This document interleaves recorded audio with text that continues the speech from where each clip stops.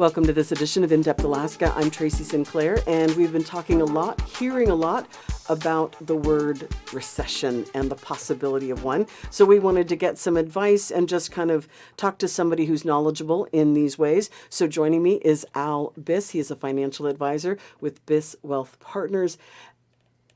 Al, kind of give me an idea. We see the markets. We're talking a lot about the markets these days. Yep. What do you think they're telling us? Well, markets hate uncertainty, and there's a lot of uncertainty out there these days. Everything from tariffs coming off, coming on, depending from moment to moment.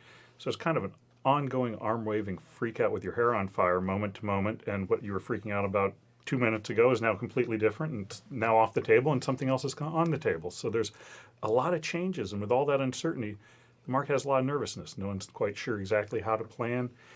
Let alone 6 weeks, 6 days, even 6 hours at this point. So when you have that uncertainty and people aren't sure how to do long-term planning, it's a lot of volatility out there, and that's what we're seeing.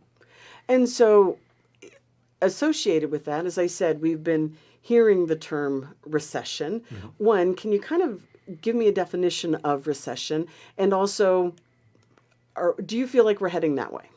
Well, the classic definition, economists will argue about it, the classic definition is 2 quarters of flat or negative GDP growth, which usually you don't know that until several months after it's happened. So oftentimes you might have been in a recession, but you don't know until it's actually over and you're getting the numbers that are backwards looking. It's interesting, people hadn't talked about recession until about a week or two ago, and now it's the headline on everything. So it's the kind of thing no one knows for sure until you're usually out of it, and that's if people can agree on the definition. There's a bunch of different ones, but the traditional one is 2 negative quarters of GDP growth. And so does a volatile market like we're seeing, does that correlate to a recession, or are they actually 2 different things? They're 2 different things. I mean, the market's going to be volatile. On average, once a year, you're going to see a 10% drop in stocks. So you start with 100 grand, it'll successfully turn to 90,000 about once a year.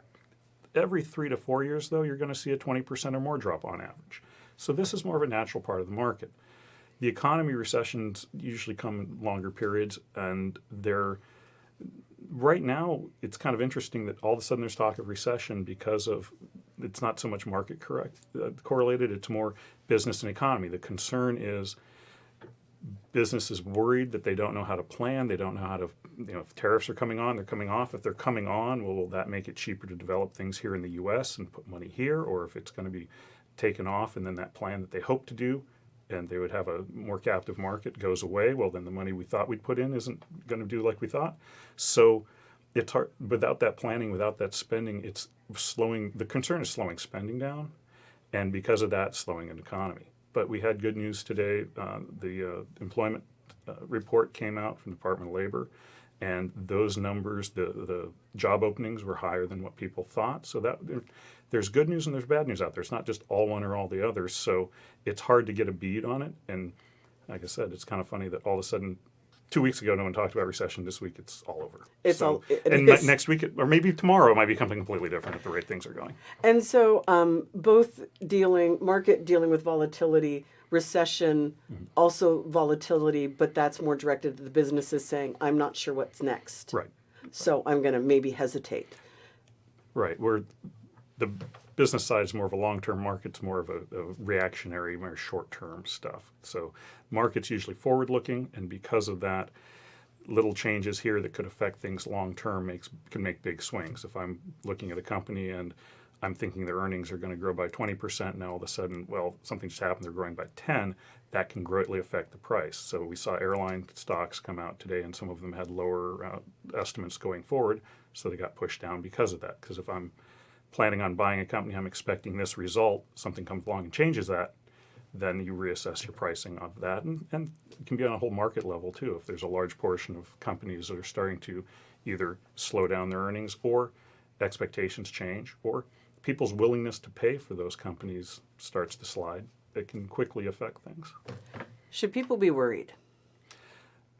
My usual response to most things is it depends. Now, when you're talking about the stock market, that's something that's a long-term investment. If I'm needing money in 6 or 12 months, probably not the best place to be. You're more in things on short-term rates, stuff like that. If it's long-term money you're not needing for many years and you can make it through market cycles, yeah, long-term do well. But day to day, it'll drive you nuts.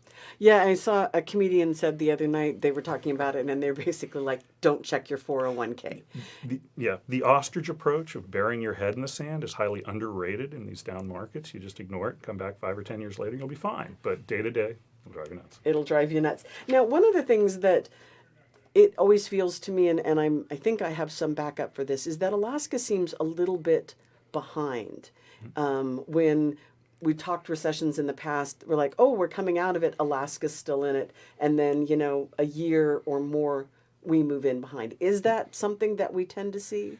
It depends. That's a good comment. And sometimes we are behind. Sometimes we don't get hit, and sometimes we get hit and other places don't. I mean, I grew up here, and I remember a quarter of the houses and acreage seemed to have a HUD sign on them in the mid-'80s.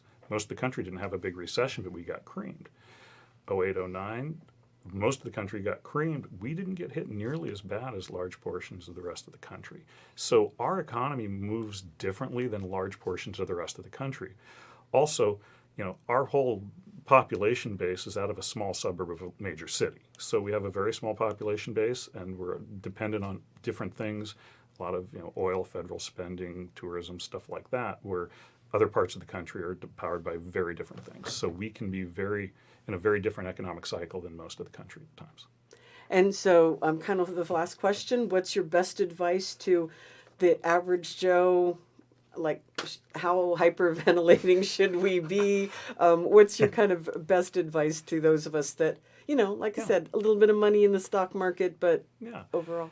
If it's long-term money that you don't need for many years, you buy good quality stuff, you hold on to it, and let things cook over time. If you need something short-term, then you probably shouldn't be in stocks. It should be in a short bond or a CD or something like that. But long-term, good quality stuff over time does well. Great. Al Biss, he is a financial advisor with Biss Wealth Partners.